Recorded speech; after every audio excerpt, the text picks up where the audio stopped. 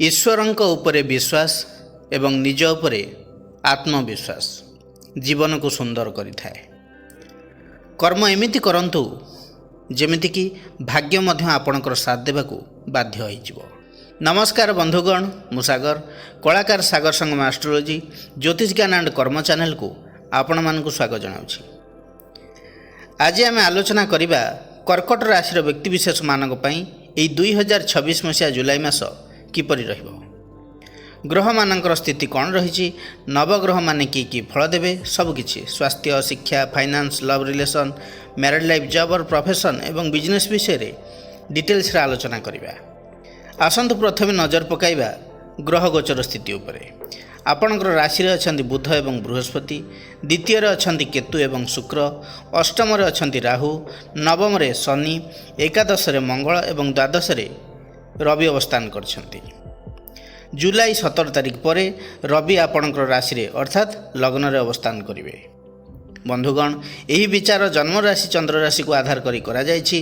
जेउ मानकर कर्कट राशि और कर्कट लग्न से मानक पई एही वीडियो अधिक फलप्रद हेबो बोली हमर आशा और विश्वास।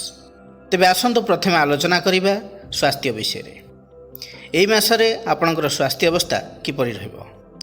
फास्ट हाउस हमर शरीर, आम इम्यूनिटी भाव, आम स्ट्रेंथ भाव। लग्न रे अछंती बुध एवं बृहस्पति। बुध होउचंती कर्कट राशि पई द्वादश भावर अधिपति एवं बृहस्पति होउचंती षष्ठ भावर अधिपति। एही जोग स्वास्थ्य क्षेत्र रे किछिटा समस्या देई पारे।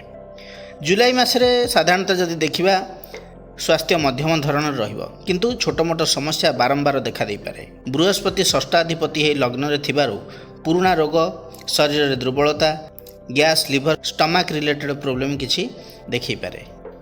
तेणु सचेतन रहिबा आवश्यक। अधिक तेल मसला एवं अनियमित खाद्याभ्यास यही समस्या को बढ़ाई पारे। द्वादशाधिपति लग्न रे थिबारु निद्राहीनता, मानसिक चाप, अधिक चिंता, मुंड बिंधा किंबा स्नायु जनित समस्या केतक जातकों को असुविधार पकई पारे। अधिक चिंता करिबा एवं विश्रामर अभाव स्वास्थ्य को प्रभावित करि पारे। एते सब परे भी किछि पॉजिटिविटी रही।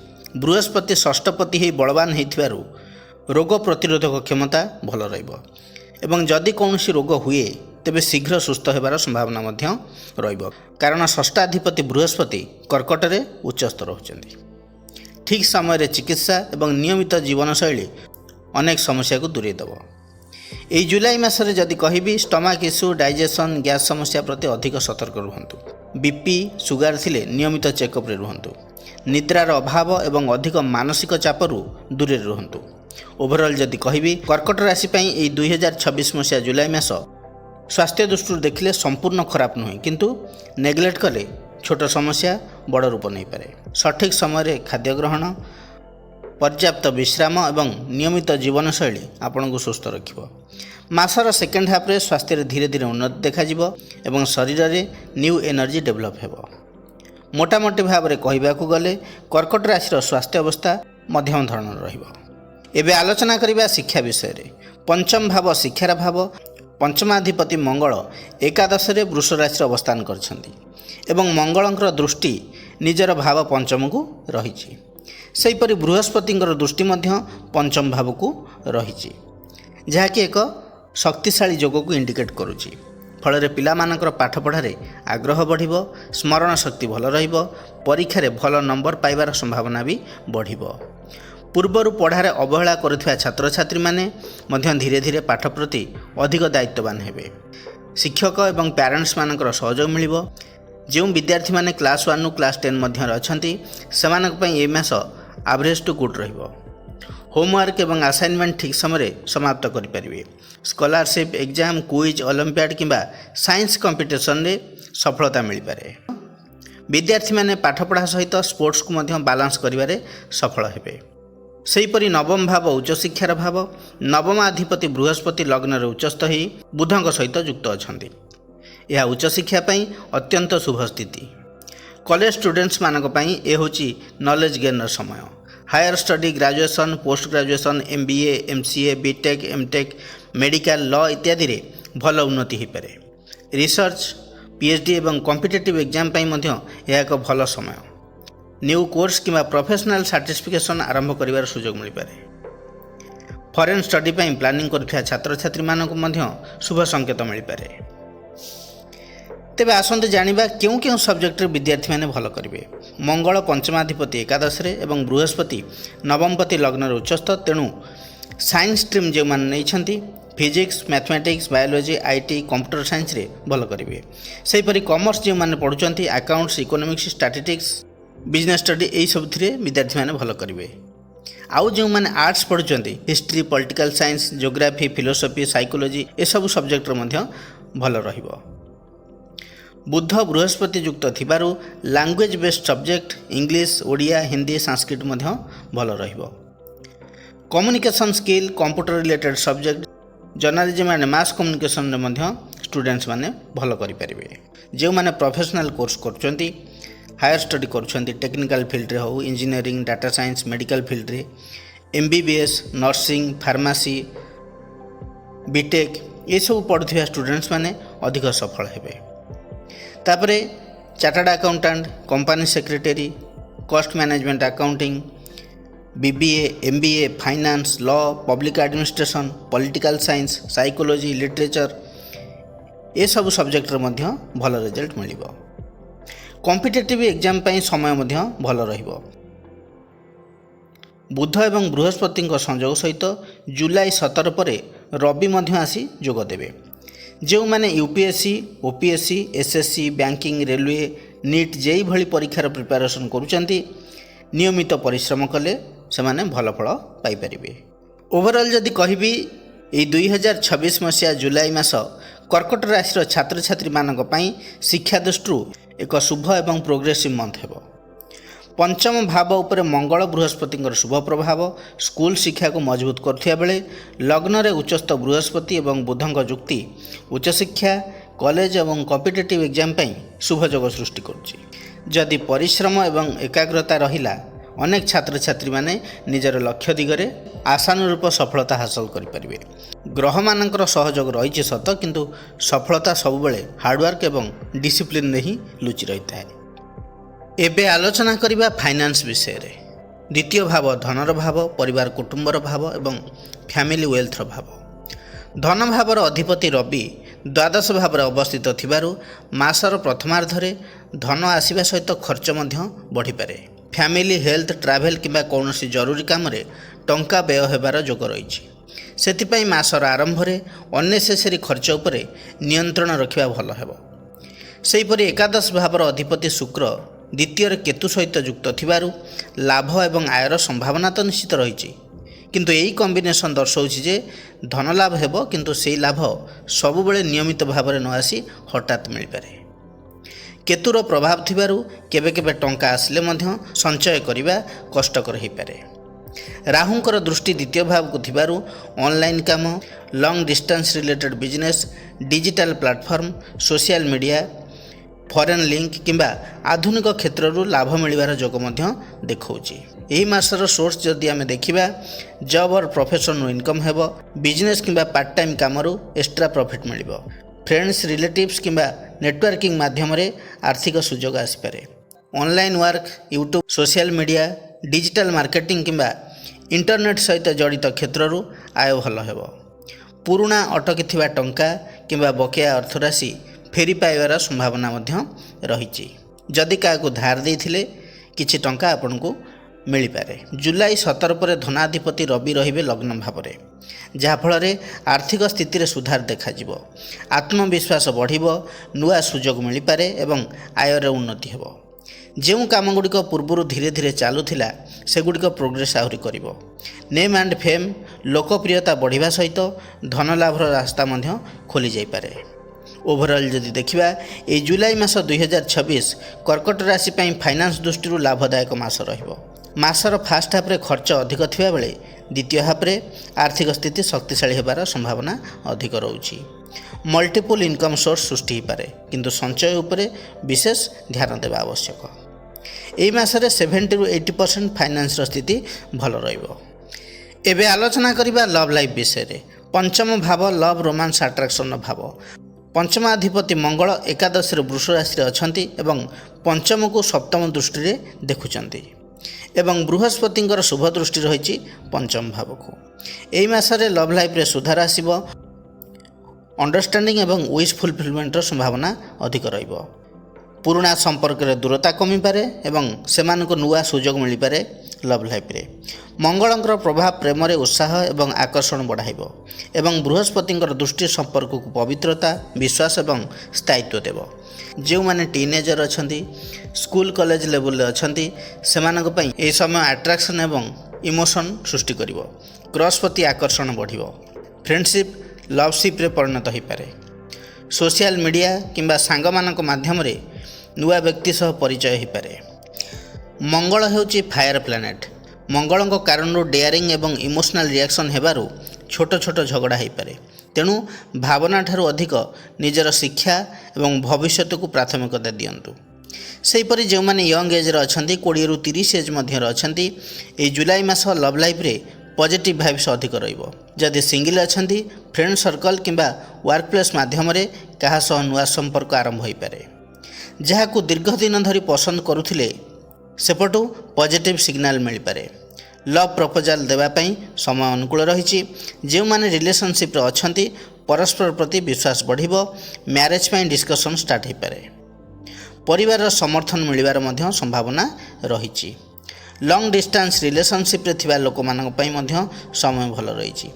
ଯେଉଁମାନଙ୍କର ବ୍ରେକଅପ୍ ହୋଇଥିଲା, ବୃହସ୍ପତିଙ୍କର ଦୃଷ୍ଟି କାରଣରୁ ଓଲ୍ଡ ଲଭରଙ୍କ ସହିତ ପୁଣି ଥରେ କଥାବାର୍ତ୍ତା ଆରମ୍ଭ ହୋଇପାରେ ଏବଂ ଭୁଲ ବୁଝାମଣା ଦୂର ହେବାର ସମ୍ଭାବନା ମଧ୍ୟ ରହିଛି।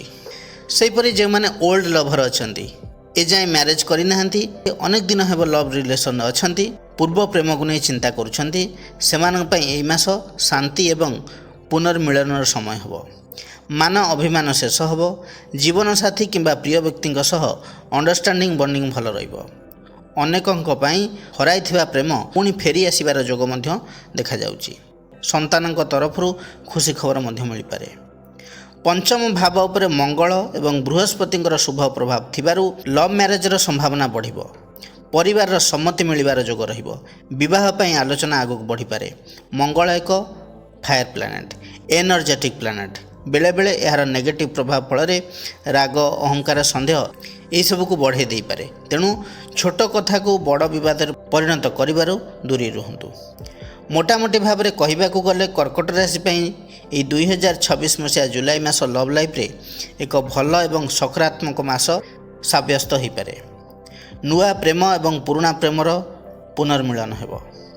ସମ୍ପର୍କରେ ବିଶ୍ୱାସ ବୃଦ୍ଧି ପାଇବ ଏବଂ ଲଭ୍ ମ୍ୟାରେଜର ସୁଯୋଗ ଏହି ମାସର ମେନ୍ ପାଥ୍ ହେବ। କିନ୍ତୁ ରାଗ ଏବଂ ଅହଙ୍କାରକୁ ନିୟନ୍ତ୍ରଣରେ ରଖିଲେ ପ୍ରେମ ଜୀବନ ସୁନ୍ଦର ଏବଂ ମଧୁର ହୋଇ ଉଠିବ। ଏବେ ଆଲୋଚନା କରିବା ବିବାହ ଓ ଦାମ୍ପତ୍ୟ ଜୀବନ ବିଷୟରେ। କର୍କଟ ରାଶି ପାଇଁ ସପ୍ତମ ଭାବ ଏବଂ ଜୀବନସାଥୀର ଭାବ ହେଉଛି ମକର ରାଶି। ଏହାର ଅଧିପତି ଗ୍ରହ ହେଲେ ଶନି। ଶନି ଅଛନ୍ତି ନବମ ଭାବରେ। ନବମ ଭାବ ହେଉଛି ଭାଗ୍ୟ, ଧର୍ମ ଏବଂ ଈଶ୍ୱର କୃପାର ଭାବ।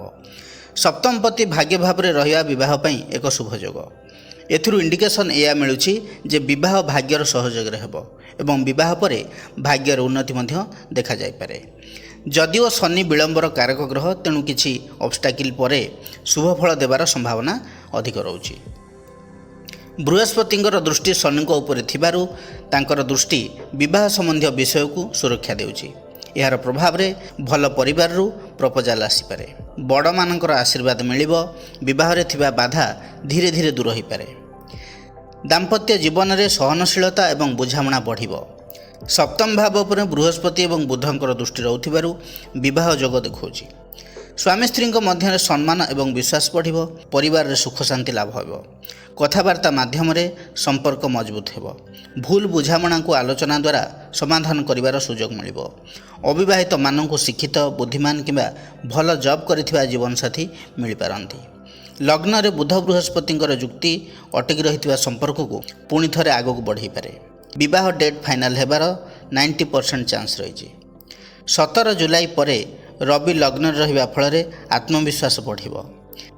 ବିବାହ ସମ୍ବନ୍ଧୀୟ ନିଷ୍ପତ୍ତି ନିଆଯାଇପାରେ, କିନ୍ତୁ ରବିଙ୍କ ପ୍ରଭାବରୁ ଅହଙ୍କାର କିମ୍ବା ଜିଦ୍ ଦେଖାଦେଇପାରେ। ତେଣୁ 17 ଜୁଲାଇ ପରେ ସ୍ୱାମୀ ସ୍ତ୍ରୀଙ୍କ ସମ୍ପର୍କରେ ଛୋଟ ଛୋଟ କଥାକୁ ନେଇ ବଡ଼ ବିବାଦରେ ପରିଣତ କରିବାଟା ଠିକ୍ ହେବନି। ଓଭରଅଲ୍ ଯଦି କହିବି, ଏହି ଜୁଲାଇ ମାସରେ କର୍କଟ ରାଶିର ଦାମ୍ପତ୍ୟ ଜୀବନରେ ସ୍ୱାମୀ ସ୍ତ୍ରୀଙ୍କ ମଧ୍ୟରେ ସହଯୋଗ ବଢ଼ିବ, ପରସ୍ପର ସମ୍ମାନ ଏବଂ ବିଶ୍ୱାସ ବଢ଼ିବ, ଭାଗ୍ୟର ସହଯୋଗ ମିଳିବ, ଜୀବନସାଥୀ ଦାୟିତ୍ୱବାନ ଏବଂ ମ୍ୟାଚୋର ସ୍ୱଭାବର ହୋଇପାରନ୍ତି। ସପ୍ତମାଧିପତି ଶନି ନବମରେ ଥିବାରୁ କେବେ କେବେ ଦୂରତା, ବ୍ୟସ୍ତତା ଏବଂ ଇମୋସନାଲ ଆଟାଚମେଣ୍ଟ କମ୍ ରହିପାରେ। କିନ୍ତୁ ବୃହସ୍ପତିଙ୍କର ଦୃଷ୍ଟି ସପ୍ତମକୁ ଏବଂ ସପ୍ତମପତିକୁ ଥିବାରୁ ରିଲେସନସିପ୍କୁ ଷ୍ଟ୍ରଙ୍ଗ ଏବଂ ପରମାନେଣ୍ଟ କରିବାର ସହାୟକ ହେବ। କର୍କଟ ରାଶି ପାଇଁ ଏହି 2026 ମସିହା ଜୁଲାଇ ମାସ ଦାମ୍ପତ୍ୟ ଜୀବନ ଦୃଷ୍ଟିରୁ ଏକ ଶୁଭ, ସ୍ଥିର ଏବଂ ଉନ୍ନତିଦାୟକ ସମୟ ହେବାର ସମ୍ଭାବନା ଦେଖାଉଛି। ଏବେ ଆଲୋଚନା କରିବା ଜବ୍ ଅର୍ ପ୍ରଫେସନ୍ ବିଷୟରେ। ଦଶମ ଭାବ କର୍ମର ଭାବ। ଦଶମାଧିପତି ହେଉଛନ୍ତି ମଙ୍ଗଳ, ଅଛନ୍ତି ଏକାଦଶ ଭାବରେ। ଏକାଦଶ ଭାବ ହେଉଛି ଲାଭସ୍ଥାନ ଏବଂ ୱିଶ୍ ଫୁଲଫିଲମେଣ୍ଟର ଭାବ। ଏକାଦଶ ଭାବରେ କର୍ମପତି ରହିବା ସାଧାରଣତଃ ପରିଶ୍ରମର ଫଳ, ଆୟ ବୃଦ୍ଧି ଏବଂ କ୍ୟାରିୟରର ଉନ୍ନତିକୁ ଇଣ୍ଡିକେଟ୍ କରେ। ଏବଂ ଷଷ୍ଠ ଭାବର ଅଧିପତି ବୃହସ୍ପତି କର୍କଟ ରାଶିରେ ଉଚ୍ଚସ୍ଥ ରହି ବୁଧ ସହିତ ଯୁକ୍ତ ଅଛନ୍ତି। ତାପରେ ଜୁଲାଇ 17 ପରେ ରବି ମଧ୍ୟ ଲଗ୍ନରେ ଆସି ବୁଧ ବୃହସ୍ପତିଙ୍କ ସହିତ ଯୋଗ ଦେବେ। ଏହା ଏକ ପ୍ରଭାବଶାଳୀ ଯୋଗ କ୍ରିଏଟ୍ କରୁଛି, ଯାହାକି ପ୍ରତିଯୋଗିତା, ଚାକିରି ସମ୍ବନ୍ଧିତ ପ୍ରୟାସ ଏବଂ ଶତ୍ରୁ ଉପରେ ବିଜୟ ଦେବ। ଏହି ମାସ କ୍ୟାରିୟର ଦୃଷ୍ଟିରୁ ଅନୁକୂଳ ରହିବ। ବିଶେଷ କରି ମାସର ସେକେଣ୍ଡ ହାଫ୍ ଅର୍ଥାତ୍ ଜୁଲାଇ 17 ପରେ ଭାଗ୍ୟର ସହଯୋଗ ଅଧିକ ମିଳିବ। ଅଟକି ରହିଥିବା କାମ ସମ୍ପୂର୍ଣ୍ଣ ହେବ। ଉଚ୍ଚ ଅଧିକାରୀଙ୍କର ସମର୍ଥନ ମିଳିବ। କାର୍ଯ୍ୟସ୍ଥଳରେ ନିଜର ଦକ୍ଷତା ପ୍ରମାଣ କରିବାର ସୁଯୋଗ ମିଳିବ। ପୂର୍ବରୁ ହୋଇଥିବା ପରିଶ୍ରମର ଫଳ ଆପଣଙ୍କୁ ମିଳିବ। ଯେଉଁମାନେ ନୂଆ ଚାକିରି ଖୋଜୁଛନ୍ତି ସେମାନଙ୍କ ପାଇଁ ଜୁଲାଇ 2026 ଏକ ପଜିଟିଭ୍ ମନ୍ଥ ହେବ। ଇଣ୍ଟରଭ୍ୟୁରେ ସକ୍ସେସ୍ ହେବାର ପସିବିଲିଟି, ରେଫରେନ୍ସ କିମ୍ବା ନୋନ୍ ପର୍ସନଙ୍କ ମାଧ୍ୟମରେ ଜବ୍ ଅପରଚ୍ୟୁନିଟି ମିଳିପାରେ। ପ୍ରାଇଭେଟ୍ ସେକ୍ଟରରେ ଜବ୍ ଅଫର୍ ମିଳିବାର ଷ୍ଟ୍ରଙ୍ଗ ପସିବିଲିଟି ରହିଛି। ଯେଉଁମାନେ ପ୍ରାଇଭେଟ୍ ଜବ୍ କରୁଛନ୍ତି ନୂଆ ଦାୟିତ୍ୱ ମିଳିପାରେ। ସିନିୟରମାନଙ୍କ ଠାରୁ ପ୍ରଶଂସା ମିଳିବ। ଯେଉଁମାନେ ଜବ୍ ଚେଞ୍ଜ କରିବାର ଚିନ୍ତା କରୁଥିଲେ ଭଲ ପ୍ୟାକେଜ ସହିତ ନୂଆ ସୁଯୋଗ ଆସିପାରେ। IT, management, education, finance, marketing ଏବଂ ମେଡ଼ିକାଲ କ୍ଷେତ୍ରରେ ଭଲ ଉନ୍ନତି ଦେଖିବାକୁ ମିଳିବ। ଗଭର୍ଣ୍ଣମେଣ୍ଟ ଜବ୍ ପାଇଁ ଟ୍ରାଏ କରୁଥିବା ବ୍ୟକ୍ତିବିଶେଷମାନଙ୍କ ପାଇଁ ମଧ୍ୟ ସମୟ ଭଲ ରହିଛି। କମ୍ପିଟେଟିଭ୍ ଏକ୍ଜାମରେ ପ୍ରଦର୍ଶନ ଭଲ କରିବେ। ଲିଖିତ ପରୀକ୍ଷା କିମ୍ବା ଇଣ୍ଟରଭ୍ୟୁରେ ସଫଳତାର ସମ୍ଭାବନା ରହିବ। ଯଦି ପୂର୍ବରୁ ଚେଷ୍ଟା କରୁଥିଲେ ଗୁଡ୍ ନ୍ୟୁଜ୍ ମିଳିପାରେ। କିନ୍ତୁ ଏତେ ଶୀଘ୍ର ସରକାରୀ ଚାକିରି ମିଳିଯିବ ସେମିତି କୁହାଯାଇ ନପାରେ। କିନ୍ତୁ ଚେଷ୍ଟା କରିବାର ଫଳ ବହୁତ ଭଲ ରହିବ। କର୍ମାଧିପତି ମଙ୍ଗଳ ଏକାଦଶ ଭାବରେ ରହିବା ଫଳରେ ପ୍ରମୋସନର ସୁଯୋଗ ବି ରହିଛି। ଆପଣଙ୍କ ଉପରେ ସିନିୟର କର୍ମଚାରୀମାନେ ଖୁସି ରହିବେ। ଟିମ୍ ଲିଡ୍ କିମ୍ବା ନୂଆ ପଦବୀର ଦାୟିତ୍ୱ ମିଳିପାରେ। ମାସର ଦ୍ୱିତୀୟାର୍ଦ୍ଧ ପ୍ରମୋସନ୍ ପାଇଁ ଅଧିକ ଶୁଭ ରହିବ। ସାଲାରୀ ଇନକ୍ରିମେଣ୍ଟ କିମ୍ବା ଫାଇନାନ୍ସିଆଲ ବେନିଫିଟ୍ ମିଳିବାର ଯୋଗ ଦେଖାଉଛି। ଇନସେଣ୍ଟିଭ୍ସ ବା ବୋନସ୍ ମିଳିପାରେ। ପୂର୍ବରୁ ଅଟକିଥିବା ବକେୟା ଅର୍ଥରାଶି ମିଳିପାରେ। ଯଦି ବା ଗୃହସ୍ଥିତି ଭଲ ଅଛି, ସହକର୍ମୀଙ୍କ ସହିତ ତର୍କ ବା ଅହଙ୍କାର ଠାରୁ ଦୂରେଇ ରୁହନ୍ତୁ। ଅଫିସ୍ ପଲିଟିକ୍ସ ଠାରୁ ଦୂରରେ ରହିବା ଆପଣଙ୍କ ପାଇଁ ଭଲ। କାଗଜପତ୍ର ଏବଂ ଅଫିସିଆଲ ଡକୁମେଣ୍ଟକୁ ଭଲ ଭାବରେ ଚେକ୍ କରନ୍ତୁ। ଓଭରଅଲ୍ କ୍ୟାରିୟର କଥା ଯଦି କହିବି, କର୍କଟ ରାଶି ପାଇଁ ଏହି 2026 ମସିହା ଜୁଲାଇ ନ୍ୟୁ ଜବ୍ ହେବାର ପସିବିଲିଟି ରହିଛି। ପ୍ରାଇଭେଟ୍ ଜବ୍ରେ ଉନ୍ନତିର ସମ୍ଭାବନା ଅଧିକ। ଗଭର୍ଣ୍ଣମେଣ୍ଟ ଜବ୍ରେ ସଫଳତା ମିଳିପାରେ। ପ୍ରମୋସନ୍ ଏବଂ ସାଲାରୀ ଇନକ୍ରିମେଣ୍ଟର ସୁଯୋଗ ରହିଛି। 17 ଜୁଲାଇ ପରେ ସମୟ ଅଧିକ ଶୁଭ ରହିବ। ଏବେ ଆଲୋଚନା କରିବା ବିଜନେସ୍ ବିଷୟରେ। ସପ୍ତମ ଭାବ ବିଜନେସ୍, ପାର୍ଟନରସିପ୍, କଷ୍ଟମର୍ସ, ମାର୍କେଟିଂ ସହିତ ଜଡ଼ିତ। ବାଣିଜ୍ୟ କାରକ ଗ୍ରହ ବୁଧ ଲଗ୍ନରେ ରହି ସପ୍ତମ ଭାବକୁ ଦେଖୁଛନ୍ତି। ବୃହସ୍ପତିଙ୍କର ଦୃଷ୍ଟି ମଧ୍ୟ ସପ୍ତମକୁ ରହିଛି, ଯାହାଫଳରେ କି ବ୍ୟବସାୟରେ ବୃଦ୍ଧି, ନୂଆ ସୁଯୋଗ, କମ୍ୟୁନିକେସନ୍, ମାର୍କେଟିଂ, ଟ୍ରେଡିଂ ଭଲ ଚାଲିବ। ସପ୍ତମ ଭାବକୁ ଶୁଭ ଗ୍ରହର ଦୃଷ୍ଟି ଏବଂ ସପ୍ତମ ପତି ଶନିଙ୍କର ସ୍ଥିତି ନବମରେ ଥିବାରୁ ଏହା ଏକ ଶକ୍ତିଶାଳୀ ରାଜଯୋଗ ସୃଷ୍ଟି କରୁଛି। ଭାଗ୍ୟର ସହଯୋଗ ନିଶ୍ଚିତ ଭାବରେ ମିଳିବ। ସିନିୟର ପର୍ସନ, ଗୁରୁ କିମ୍ବା ପିତାଙ୍କର ସହଯୋଗରେ ଲାଭ ହେବ। ଧୈର୍ଯ୍ୟ ଧରି କାମ କଲେ ବଡ଼ ସଫଳତା ମିଳିବ। ଶନି ଲେଟ୍ରେ ରେଜଲ୍ଟ ଦିଅନ୍ତି। ହଠାତ୍ ଲାଭକୁ ଅପେକ୍ଷା ନ କରି ଲଙ୍ଗ୍ ଟର୍ମ ପାଇଁ ଚିନ୍ତା କରିବା ଉଚିତ। ଶନିଙ୍କ ଉପରେ ବୃହସ୍ପତିଙ୍କର ଦୃଷ୍ଟି ବ୍ୟବସାୟରେ ସ୍ଥିରତା ବଢ଼ିବ। ଭୁଲ ନିଷ୍ପତ୍ତିରୁ ରକ୍ଷା ମିଳିବ। ଧୀରେ ଧୀରେ ଆୟ ବୃଦ୍ଧି ହେବ। ଲଙ୍ଗ୍ ଟର୍ମ ଇନଭେଷ୍ଟମେଣ୍ଟ ଭଲ ଫଳ ଦେବ। ଫରେନ୍ ଲିଙ୍କରୁ କିଛି ଲାଭ ମିଳିପାରେ। ସପ୍ତମ ଭାବ ଏବଂ ସପ୍ତମପତି ଉଭୟ ଶୁଭ ପ୍ରଭାବରେ ଥିବାରୁ ପାର୍ଟନରସିପ୍ ବିଜନେସ୍ ଭଲ ଚାଲିବ। ଫେଥଫୁଲ୍ ପାର୍ଟନର ଆପଣଙ୍କୁ ମିଳିପାରନ୍ତି। ନ୍ୟୁ ଡିଲ୍ ଏବଂ କଣ୍ଟ୍ରାକ୍ଟ ମିଳିପାରେ। ସପ୍ତମାଧିପତି ଶନି ବଳବାନ ଶୁଭ ସ୍ଥିତିରେ ଥିବାରୁ iron and steel, hardware business, cement, building materials, masonry ଏବଂ ଇଣ୍ଡଷ୍ଟ୍ରିଆଲ ଇକ୍ୱିପମେଣ୍ଟର ବିଜନେସ୍ ଭଲ ଚାଲିବ। କୋଲ୍, ମାଇନିଂ, ରିଏଲ୍ ଇଷ୍ଟେଟ୍ ଏବଂ କନଷ୍ଟ୍ରକ୍ସନ୍ ବିଜନେସ୍ ମଧ୍ୟ ଭଲ ଚାଲିବ। बुध एवं बृहस्पति दृष्टि सप्तम को रही तेणु जो मैंने trading mobile shop marketing agency work finance insurance book publishing education related business Ayurvedic product consultancy online business सहित जड़ित अच्छा से भल लाभवान हो पारती। यही मास न्यू बिजनेस स्टार्ट पर अनुकूल रहिबो। पार्टनरशिप बिजनेस सफलता रही।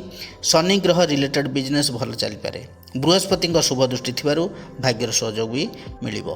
ओवरऑल कहबाकू गले कर्कट राशि जातक मानक पई यही 2026 मसीहा जुलाई मास व्यवसाय क्षेत्र में धीरे धीरे उन्नति भाग्यर सहयोग एवं पार्टनरशिप लाभ मिलबार पॉसिबिलिटी रही। कर्कट राशि व्यक्तिविशेष माने प्रतिकार कौन करेंगे। आपणकर राशि अधिपति होउचंती चंद्र। चंद्रंकर बीज मंत्र को जप करंतु। मंत्रटी है ओं श्रांग श्रीं श्रौं स चंद्रमेश नमः। यही मंत्र को दैनिक 108 थर जप करंतु। सूर्य को जल अर्पण करंतु। विष्णु सहस्रनाम पाठ करंतु। आपण पई शुभ रहिबो। बंधुगण यह थिला कर्कट राशि पर जुलाई मासर मासिक राशिफल विषय विस्तृत आलोचना। जदि भिडियोटी भल लगी थाए तेबे लाइक कमेंट शेयर करिया को जमार भी भूलिबे नहीं। पुणी आसीबी नुआ एक अध्याय को नहीं से पर्यंत रहुची। नमस्कार।